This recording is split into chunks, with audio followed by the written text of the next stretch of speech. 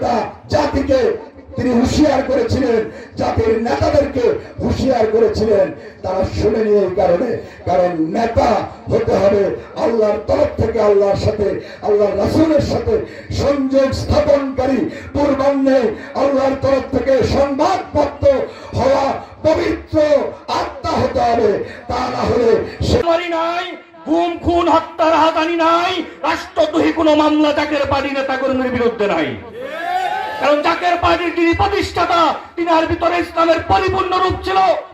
জাকের পার্টির যিনি চেয়ারম্যান, গত 35টি বছর যাবৎ অহিংস আদর্শ ধারণ করে এদেশের হিন্দু, বৌদ্ধ, খ্রিস্টান, মুসলমান সকল মানুষদেরকে নিয়ে সৎ উপদেশ দিয়ে ইসলামের পরিপূর্ণ শিক্ষায় তিনি শিক্ষিত করেছেন।